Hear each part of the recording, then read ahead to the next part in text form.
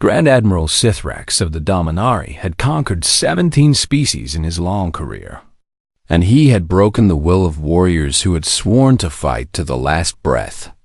And he had never once tasted defeat. He stood on the bridge of his flagship, the Absolute Authority, and watched his fleet of 2,000 warships emerge from faster-than-light travel at the edge of the human system. And he expected to see a broken species preparing for their final hours. Instead, he saw something that made his blood run cold. "Admiral," his sensor officer reported with a voice that trembled, "we are detecting human ships as expected. But there are other signatures mixed with them. Identify them." "Rithani cruisers, Admiral. At least 40 of them. And Voshkari frigates and Malthani gunships. And ships from species that have not flown in centuries." Sithrax stared at the tactical display and felt the foundations of his understanding crack beneath him.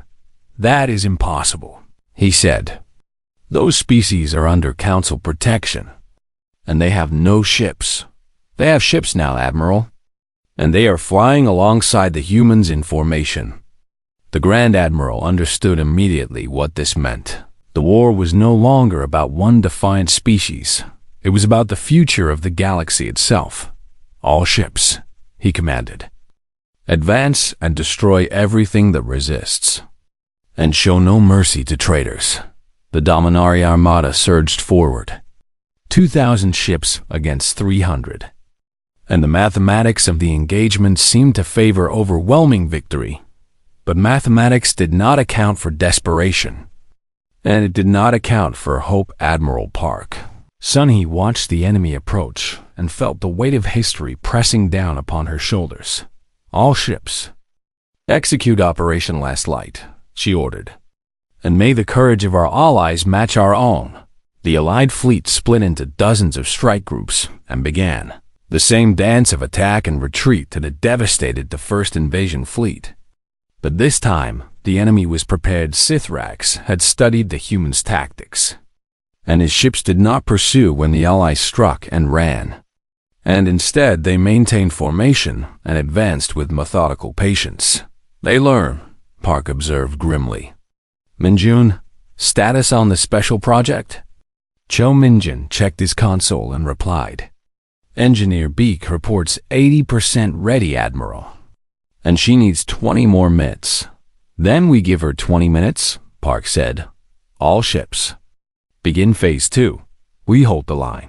The Allied fleet stopped running and formed a wall of steel and fire between the Dominari Armada and Earth. And for the first time in the war, humans fought the way the Council expected. Ships died on both sides as the battle became a grinding war of attrition. And the Allies lost 3 vessels for every enemy ship they destroyed. But they did not break. Kethara of the Rithani commanded the cruiser Remembered Freedom, a ship her great-grandmother had flown before the Council came. And she led her squadron into the heart of the enemy formation. "For 800 years we waited," she broadcast to her crew. "And for 800 years we dreamed of this moment. And today we proved that the Rithani spirit was never broken." Her ship took hit after hit, and fires burned through her corridors, and her crew fell one by one. But she continued to fight until her weapons were exhausted and her engines were failing. Admiral Park, she transmitted as her ship drifted toward destruction. "It has been an honor to stand beside humanity." "The honor was ours," Park replied. "And your sacrifice will not be forgotten." The Remembered Freedom exploded. But her example inspired others to fight harder, and the Allied line held on the Defiance. Chief Engineer Beek Jiwan's voice crackled over the communication system. "Admiral, Project Phoenix is ready." Park allowed herself a smile that held no joy, only grim determination. "All ships, clear the center formation on my mark," she ordered.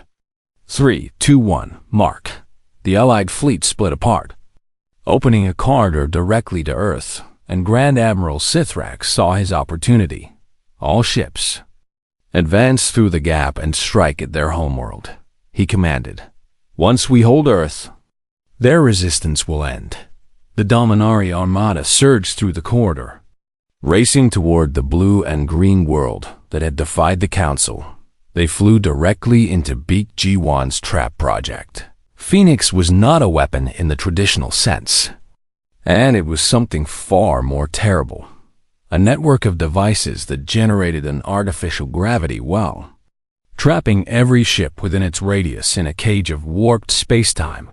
The Dominari fleet found itself unable to maneuver, unable to retreat, and unable to do anything except drift toward a field of mines that Beak had placed at the center of the trap. "What have you done?" Sithrax screamed across open channels. Admiral Park's response was calm and steady.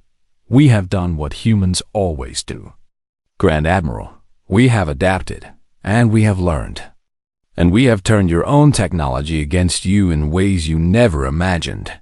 The mines detonated in sequence, and the heart of the Dominari fleet vanished in fire. Sithrax watched helplessly as his armada died around him, and he finally understood what Rick Sannel had tried to tell the Council in his final moments. These creatures would not stop, and they would not break, and they would fight until the very stars went dark. "Grand Admiral," his communications officer reported, "we have lost 60% of our fleet, and the remaining ships are taking heavy damage." Sithrax made a decision that no Dominari commander had made in 10,000 years. "Open a channel to the human admiral," he ordered. Park's face appeared on his screen, and she looked as exhausted and battle-worn as he felt. "Grand Admiral, do you wish to surrender?" "I wish to negotiate," Sithrax replied, and the word tasted like ash in his mouth. "I am authorized to offer you peace, and the Council will leave your species alone." "That is not enough," Park said. "Not anymore. What do you want?" "I want the Council to change," Park replied. "No more protected status, no more subjugation fleets. And every species in the galaxy chooses its own path." Sithrax shook his head slowly. "The Council will never accept such terms." "Then we will keep fighting," Park said, "and we will not fight alone. And every year that passes, more species will join us. And eventually, the Council will have to choose between change and destruction." The Grand Admiral looked at his ruined fleet and his dying crews, and he looked at the human admiral whose people had just accomplished the impossible. And he made a choice that would echo through history. "I will carry your terms to the Council," he said, "and I will argue for their acceptance, and I cannot promise they will listen. But I will try." "That is all we ask," Park replied.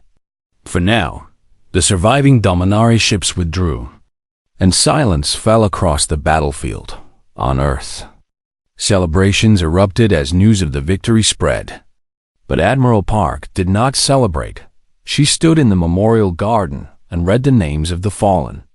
Captain Yoon Seojin and Tethara of the Rithani and thousands of others, who had given everything for a future they would never see. Chief Diplomat Kim Hadjin approached and stood beside her.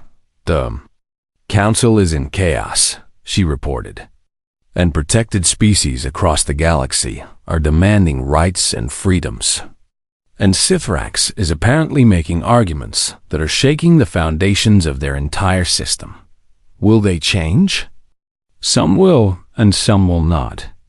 And the process will take years, maybe decades.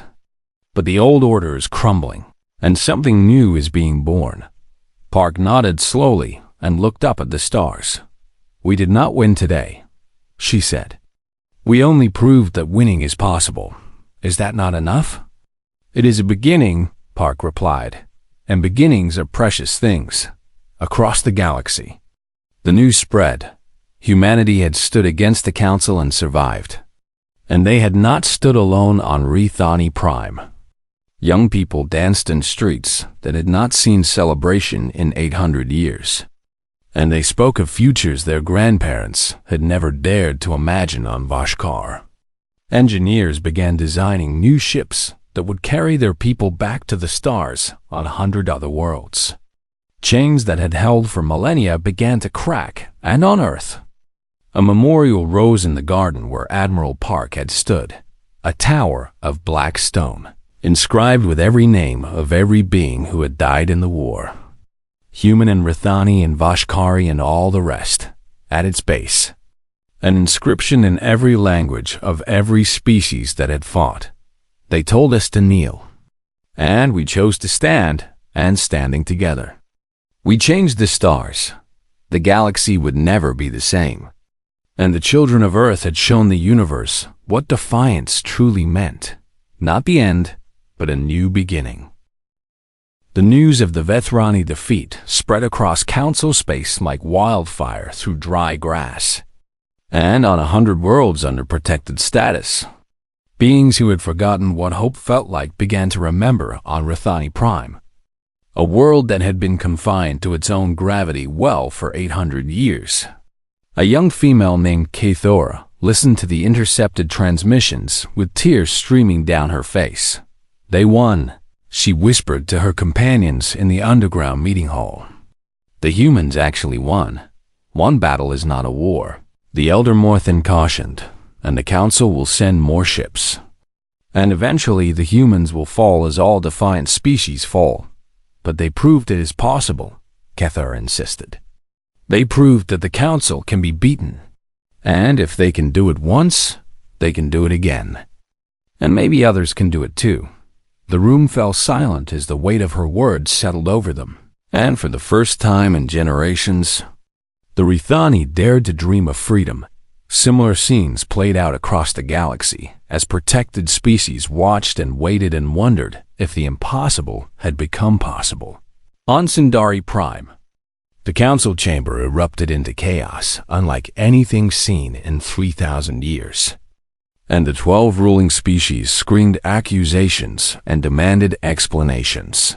While High Counselor Methrax struggled to restore order's silence, he finally roared, and his voice carried the weight of centuries of authority. This disaster demands answers, not panic. Intelligence Officer Thalmira rose from her seat, and every eye in the chamber turned to her. I warned you, she said simply. I told you these humans were different, and you did not listen. Then tell us now what we should have known then. Methrax demanded Thalmira activated her holographic display and filled the chamber with images of human history, wars and plagues and disasters that would have destroyed lesser species. And yet somehow the humans had survived every catastrophe and emerged stronger.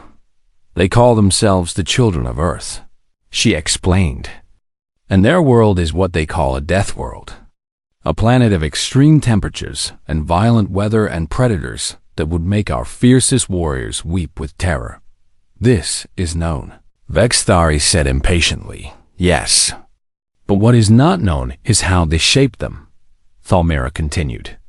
They evolved to fight constantly, to adapt to any environment, to turn every setback into a lesson, and most importantly, to never give up. She showed images of human soldiers carrying wounded comrades through impossible conditions, of scientists working through disasters to find cures for diseases, of ordinary people risking everything to save strangers. They have a concept they call stubbornness, Thalmira said, and it means they will continue fighting long after any rational being would have surrendered. And they consider this a virtue rather than a flaw. High Counselor Methrax absorbed this information with growing unease. What do you recommend? I recommend we send an overwhelming force, Thalmira replied. Not twice the standard fleet, but 10 times. And I recommend we strike before they can rebuild and before their example spreads to our protected species. The Council debated through the night. And when dawn broke over Sindari Prime, they had reached a decision. Grand Admiral Sithrax of the Dominari, the most feared military commander in known space, would lead a fleet of 2,000 warships to the human system. And this time, there would be no possibility of failure while the Council planned humanity's destruction. Admiral Park Sunhee faced her own impossible challenges on Earth. The victory had cost humanity dearly, and nearly half their fleet lay in ruins scattered across the solar system. And the shipyards worked around the clock to repair what could be saved and build what could not. Chief Engineer Beak Jiwan stood beside the Admiral in the memorial garden where the names of the fallen were being carved into black stone. And they watched in silence as workers added Captain Yoon Seojin's name to the growing list. How long until they come again? Beak asked. Our intelligence suggests 3 months, Park replied. Maybe 4 if we are lucky. And their fleet? 10 times larger than the first, and commanded by someone who will not underestimate us. Beak closed her eyes and calculated the odds in her mind. And the numbers were not encouraging. We cannot win a straight fight against such a force, Admiral. No, Park agreed. Which is why we will not fight a straight fight. She turned to face her chief engineer with eyes that burned with determination. I need you to build me something new. Ji-won, something that will change the rules of this war entirely. What do you have in mind? Park explained her plan, and Beak's eyes widened with each detail. And when the Admiral finished, the engineer was silent for a long moment. It might work, she finally said. But it will require resources we do not have and time we may not be given. Then we will find the resources and make the time, Park replied. Because the alternative is extinction. While Beak began her impossible work, Intelligence Officer Cho Min-jun pursued a different kind of warfare. He sat in a darkened room and spoke to holographic images of beings from a dozen protected species. And each conversation was a careful dance of words and implications. We do not ask you to fight for us, he told Cathara of the Rithani. We only ask you to remember that you have the right to choose your own destiny. The Council will destroy you, Cathara replied. And then they will punish any who showed sympathy. Perhaps, Min-jun acknowledged. But perhaps not, and even if they do destroy us, the memory of our defiance will survive. And that memory will be a seed that grows into something the Council cannot control.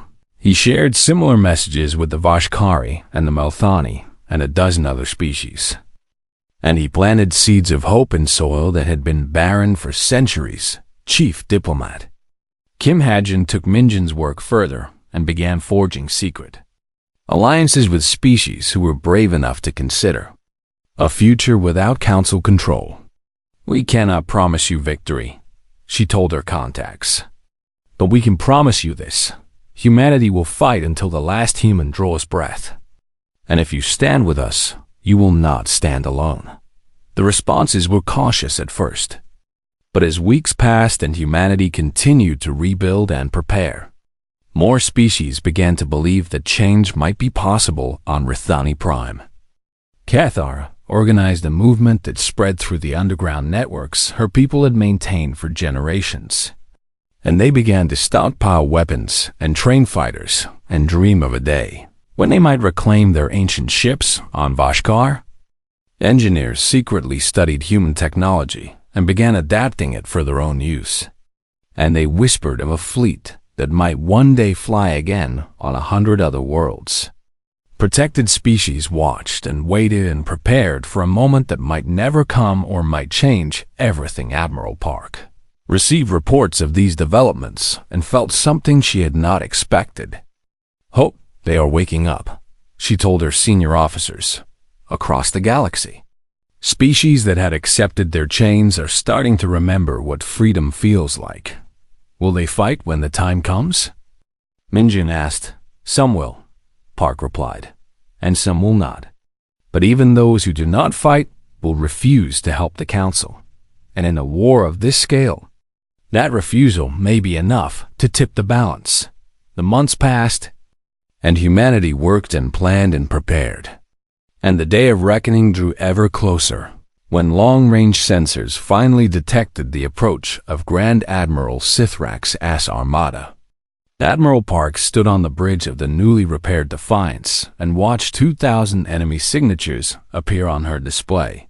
All ships, she broadcast. The enemy comes with overwhelming force, and they expect us to break. But we will show them what we showed the last fleet. that humanity does not know how to surrender. She paused and drew a breath. And this time, we will not fight alone. The stars around Earth began to light up with new signatures as ships emerged from hiding. And these were not human ships. They were Rithani and Voshkari and Melthani. Old vessels pulled from museums and graveyards and secret caches. Crewed by beings who had finally chosen to stand, the revolution had begun.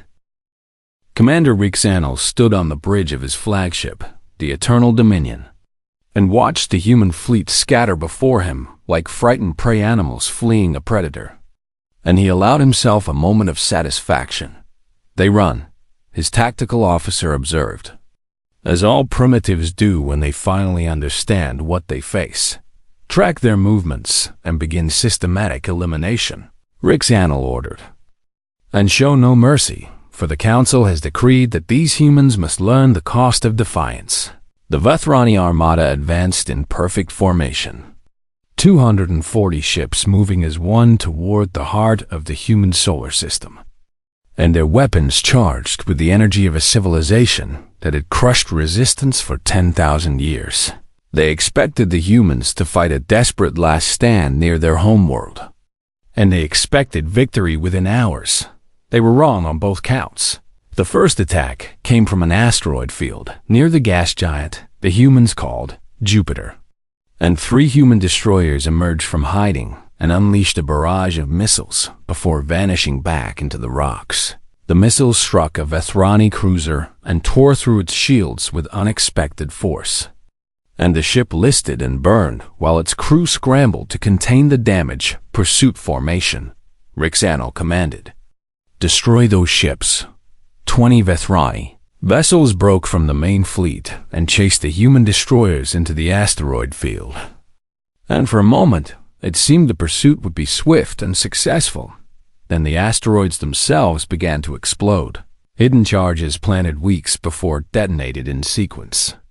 And the pursuing ships found themselves caught in a cascade of destruction that claimed 7 vessels in as many seconds. Pull back, the pursuit commander screamed. But his transmission ended in static as his ship disintegrated. Rixanel watched the disaster unfold on his tactical display. And for the first time, a whisper of doubt crept into his mind. Commander, we are detecting weapon signatures from multiple locations across the system, his sensor officer reported. And her voice carried an edge of fear. The humans have fortified positions we did not detect. Impossible, Rixanel growled. Our scans showed no such installations. They were hidden, Commander, buried in asteroids and debris fields and even in the rings of the 6th planet. And they are activating now, across the solar system. Project Prometheus came to life. Weapons platforms that Beak Jiwon had designed and human workers had built in secret emerged from their hiding places. And they opened fire on the invading fleet with coordinated precision railguns, accelerated metal slugs to relativistic speeds. And those slugs punched through Vethrani armor like needles through cloth. And energy weapons based on captured alien technology, but improved with human innovation, burned through shields that had never faced such attacks. The Vethrani fleet scattered as discipline broke under the unexpected assault. And Commander Rixanel screamed orders that went unheeded as his ships fought for survival. Admiral Park watched the chaos from the bridge of the Defiance and allowed herself a grim smile. All strike groups, execute Phase 2. She commanded human ships emerged from a dozen hiding places and fell upon the disorganized enemy with savage fury. And they targeted damaged vessels and command ships and supply transports with the precision of surgeons cutting away diseased flesh. Captain Yoon Segin led her squadron against a cluster of Vethrani carriers that were struggling to launch their fighters. And her voice rang across the combat frequencies. All ships, follow me in, and make every shot count. Her squadron dove through a storm of defensive fire and launched torpedoes at point-blank range. And 3 carriers died in balls of expanding flame while Seojin's ships pulled away with damage of their own. "We lost the Indomitable and the Starfire," her second officer reported. "But the carriers are down. They did not die in vain," Seojin replied, and her voice was steady despite the loss. "Continue the attack on the Eternal Dominion." Commander Rixanel finally restored some semblance of order to his fleet, and he rallied his ships for a concentrated push toward Earth. "Ignore the peripheral attacks," he commanded. "All ships focus on the human homeworld, and once we hold their planet hostage, their resistance will crumble." The Vethrani Armada reformed and surged toward Earth with renewed purpose, and the human ships harried them at every step, but could not stop their advance. Admiral Park recognized the enemy's strategy immediately. "He means to threaten Earth itself," she said to her bridge crew, "and he believes we will surrender to protect our people." "Will we, Admiral?" her first officer asked. "No," Park replied, "because Earth is not defenseless. And Rixanel is about to learn that the hard way." The Vethrani fleet entered Earth orbit expecting to find a vulnerable world ready to beg for mercy. And instead they found the second phase of humanity's defense. Orbital platforms that had been disguised as civilian stations revealed their true nature and opened fire. And ground-based weapons that had been hidden in mountains and deserts and ocean depths launched their payloads into space. The slaughter was terrible, and Vethrani ships died by the dozens as they flew into a trap that had been prepared over months of desperate work. Commander Rixanel watched his fleet crumble around him, and he felt something he had never experienced in his long career of conquest: despair. "How is this possible?" he whispered. "They are primitives. They should not have such weapons." His tactical officer pulled up analysis of the human weapon systems, and her voice shook as she reported, "Commander, these weapons incorporate technology from 6 different council species, including our own, and they have been modified and improved in ways our engineers say should not be possible. They learned from us." Rixanel realized. "They studied our technology and made it better." Across the battlefield, human ships continued their relentless assault, and Captain Yoon Seojin led a final charge against the Eternal Dominion itself. "All ships, target the flagship's engines," she commanded. "If we take out Rixanel, their fleet will break completely." Her squadron raced toward the massive Vethrani vessel, and defensive fire claimed ship after ship. But Seojin pressed on with determination that bordered on madness. "Captain, we have taken critical damage," her engineer reported. "We cannot survive another hit." Seojin looked at the enemy flagship and made her choice. "Then we make this hit count," she said, and she opened a channel to the fleet. "This is Captain Yoon Se-jin of the U-East Fury, and I am initiating ramming protocol, and tell my family I love them. And tell humanity that we do not go quietly." Her crippled ship accelerated toward the Eternal Dominion and struck its engine section with the force of a small moon, and the explosion tore through the flagship's systems and left it drifting, and powerless Commander Rixanel crawled from the wreckage of his bridge and activated an emergency transmission to the Council. "This is Commander Rixanel," he gasped, and his voice was filled with pain and disbelief. "The subjugation fleet is destroyed, and the humans have defeated us. And I say this with my dying breath. They were ready for us, and we underestimated them. And whatever comes next, send more ships. Send all the ships you have, because these creatures will not stop, and they will not break. And they will fight until the stars themselves go dark." The transmission ended, and silence fell across the battlefield. Admiral Park surveyed the wreckage that had once been a Vethrani armada, and she felt no joy in the victory, only exhaustion and grief for the thousands of humans who had given their lives. "Begin rescue operations," she ordered, "and send a message to Earth. We have won this battle." But the war has only begun.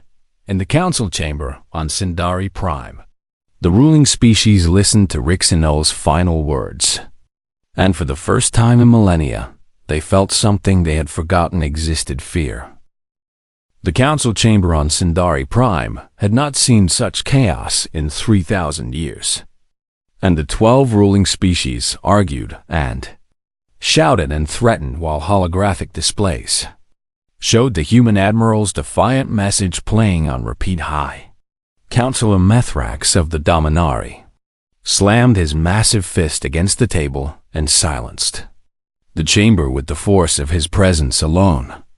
"Enough of this debate," he growled, and his voice echoed through the ancient hall. "The humans have made their choice, and now we make ours. And there is only one response to such arrogance, Ambassador." Vextari rose from his seat and spoke with careful words. "High Counselor, I must advise caution, for these humans are unlike any species we have encountered before, and their intelligence-gathering capabilities are far beyond what we expected from such a young civilization. They are primitives who have barely learned to travel between stars." Fleet Commander Rix Annal of the Vethrani interrupted, and his voice dripped with contempt. "And my people have pacified 47 species since joining the council, so one more will make no difference." "The Vethrani speak wisely," Methrax declared, "and I hereby authorize the deployment of a subjugation fleet under Commander Rix Annal's leadership. And let this be done quickly, so we may return to more important matters." Intelligence Officer Thalmira of the Sindari had remained silent throughout the debate, but now she stood and raised her voice. "High Counselor, I have been studying the humans since first contact, and I must share my concerns." Methrax gestured impatiently for her to continue. "These creatures have never stopped fighting," Thalmira said, and she activated a holographic display showing human history. "They fight each other constantly over territory and resources and ideas. And yet, somehow they also cooperate across these same divisions when facing external threats. This proves they are violent and unstable." Rix Annal said with a dismissive wave. "No, Commander, this proves they are adaptable," Thalmira replied. "And more troubling still, they learn from their enemies, and they turn their enemies' weapons against them, and they form alliances with former foes. What is your point, Intelligence Officer?" "My point is that we should not underestimate them, and we should send a larger fleet than standard protocols require." Rix Annal laughed, and the sound was sharp and cruel. "I will not insult my warriors by suggesting they need reinforcements against primitives. And this discussion is over." The council voted, and the decision was unanimous. And Commander Rix Annal departed to assemble his armada while Thalmira watched with growing dread in her hearts. Far across the galaxy, humanity prepared for war in ways the council could not imagine. Admiral Park Sunhee stood in the command center of United Earth Command and watched her officers work with desperate efficiency. And beside her stood Chief Engineer Big Jiwan, whose mind had designed weapons that would soon change the course of galactic history. "Report on Project Prometheus." Park ordered. Big Jiwan pulled up a three-dimensional map of the solar system, and it showed hundreds of red dots scattered across asteroid fields and planetary orbits and the dark spaces between worlds. 72% complete. "Admiral, and we will have full deployment within 20 days. Will it be enough?" Big Jiwan paused before answering, and her eyes showed the weight of the question. "It will hurt them badly, Admiral, and it will buy us time. But whether it will be enough depends on factors we cannot control."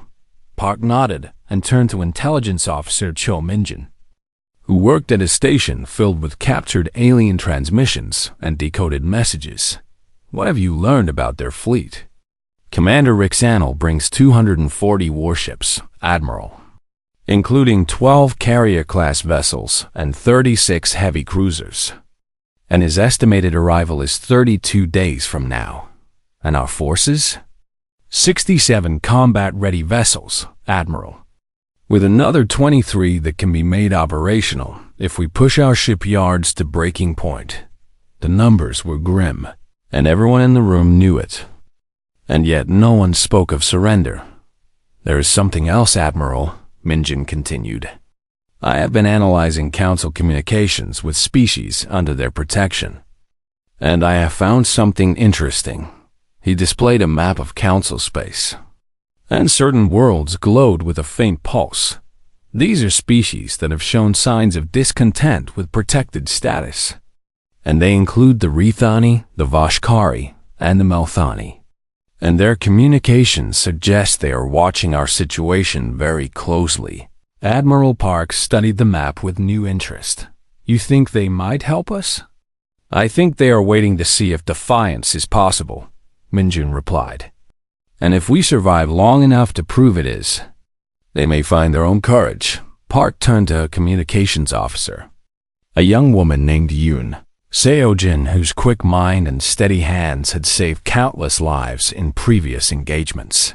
"Captain Yoon, I want you to establish secure contact with these species, and tell them nothing except that humanity stands against the Council, and let them draw their own conclusions." "Yes, Admiral." The preparations continued through days and nights that blurred together and across human space. Millions of people worked toward a single goal: survival on the colony world of New Seoul. Resistance cells formed under Minjun's guidance and prepared to fight even if the homeworld fell. And they hid weapons in caves and programmed sabotage routines into systems the Council would try to control. On the mining stations of the asteroid belt, workers welded armor plates to cargo haulers and mounted weapons that had been smuggled past inspectors. And they christened their makeshift warships with names like Defiance and Never Kneel and Remember Earth on Luna Base. Pete Ji-won supervised the final installation of Prometheus, platforms and calculated firing solutions that would turn the void itself into a killing field. And she worked without sleep until her assistants forced her to rest, and on Earth itself. Admiral Park trained her fleet in tactics that no Council species had ever faced. For humans did not fight the way other species fought. They did not form neat battle lines and exchange fire until one side broke. They attacked from shadows and retreated before the enemy could respond. And they sacrificed pawns to capture queens. And they turned every defeat into a lesson for the next engagement. "The Council expects us to fight like them," Park told her captains in a final briefing. "And that expectation is our greatest weapon. So we will not give them the battle they want. And instead, we will give them the battle they fear." The days counted down, and the armada of Commander Rick Sannel crossed the vast distances between stars. And the Vethrani warriors aboard those ships spoke of easy victory and quick glory. They had no idea what awaited them on the 31st day. Long-range sensors detected the fleet emerging from faster-than-light travel at the edge of the solar system. And Admiral Park stood on the bridge of the UES Defiance and watched 240 enemy signatures appear on her display. All ships. "This is Admiral Park," she broadcast on every human frequency. "The enemy has arrived. And today, we fight for everything we are and everything we might become. And I will not lie to you. Many of us will not survive this day, but those who fall will fall as free humans. And those who live will carry their memory forward into a future we build with our own hands." She paused and drew a breath. "All ships, execute Operation Scattered Thunder. And may whatever gods you believe in watch over us all." The human fleet dispersed like seeds on the wind, and the Battle of Seoul began. The stars had watched humanity crawl from caves to cities, from cities to orbit, and from orbit to the distant reaches of their solar system. And now those same stars carried visitors who came not in friendship, but in judgment. Ambassador Vexthari of the Sindari stood on the observation deck of his vessel and gazed down at the blue and green world below. And he felt nothing but pity for the creatures who called it home. For they did not yet understand what the galaxy truly was his ship, the divine mandate, hung in Earth's orbit alongside 47 other vessels of the Galactic Council's diplomatic fleet.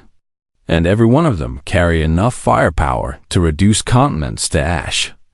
Though Vexthari hoped such measures would prove unnecessary, he had delivered the Council's message to new species 112 times across his long career. And only 7 of those species had chosen poorly. And those 7 no longer existed as anything more than cautionary tales whispered in the halls of the Council. The transmission he had sent to Earth's governments was simple and direct, as all such transmissions were, and it offered humanity a choice that was not really a choice at all. Submit to Council authority and accept protected species status. Surrender all military vessels and weapons capable of interstellar travel. Allow Council oversight of population growth and technological development, and remain within the boundaries of your home system until the Council deems you mature enough for greater freedoms. 30 solar cycles to comply, or face pacification. Vexthari's second officer, a young Sindari named Kethrol, approached with a data tablet and spoke in the clicking language of their kind. Ambassador, the humans have requested a direct communication with you, and their tone suggests they wish to negotiate the terms. Vexthari allowed himself a thin smile, for this too was expected, since every species believed themselves special enough to deserve better terms. And every species learned that the Council's offer was not negotiable. Connect me to their leader, he commanded. The holographic display flickered to life, and Vexthari found himself looking at a human female in a dark uniform decorated with symbols of rank. And behind her stood a room full of other humans whose faces showed emotions the ambassador had learned to recognize: fear, anger, and something else he could not quite name. I am Ambassador Vexthari of the Sindari. Speaking on behalf of the Galactic Council of 12, he began in the human's crude language. And you are? Admiral Park Sun-hee, United Earth Command, the female responded. And her voice carried no tremor of fear despite what she faced. And I speak for humanity in this matter. Then you have received our terms, Admiral. And I trust you understand the wisdom of accepting them. I understand them perfectly, Park Sun-hee replied. And she leaned forward in her chair. And I have questions before we give our answer. Vexthari's patience was legendary among his kind. And he gestured for her to continue. Your protected species status, the Admiral said. Tell me what happened to the Kethvari of the Outer Rim after they accepted it. The question caught Vexthari off guard. For how could these primitives know of the Kethvari? And he took a moment to compose his response. The Kethvari are a peaceful and content species under Council protection. Admiral, our intelligence officer Cho Minjin has been monitoring your transmissions since your fleet arrived, Park Sun-hee said with something like a smile. And we have learned a great deal in a very short time. So let me tell you what we know about the Kethvari.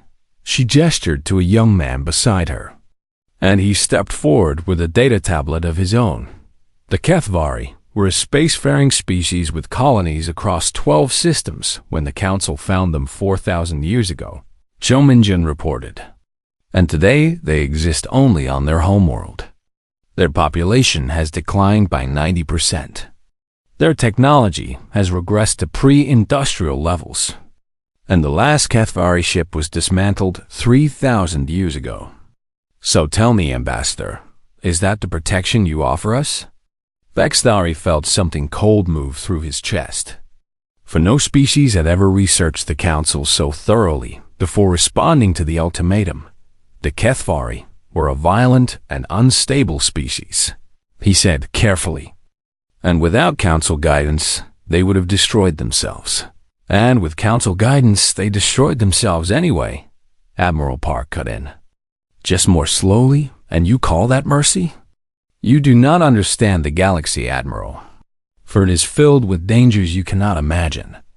And young species like yours rush headlong into destruction without the wisdom to see the cliff before them. We understand danger quite well. Ambassador, since humanity has faced extinction many times, and we are still here. And do you know why? Vexthari waited. Because we adapt, Park Sun-hee said. Because we fight. Because we refuse to accept that our fate is in anyone's hands but our own. And because when someone tells us to kneel, we have a very predictable response. The ambassador felt the cold sensation spread through his limbs now, and he recognized it as something he had not experienced in centuries. Uncertainty, Admiral Park. I urge you to consider your next words very carefully, for the Council's patience is vast but not infinite, and the consequences of refusal are severe beyond your comprehension.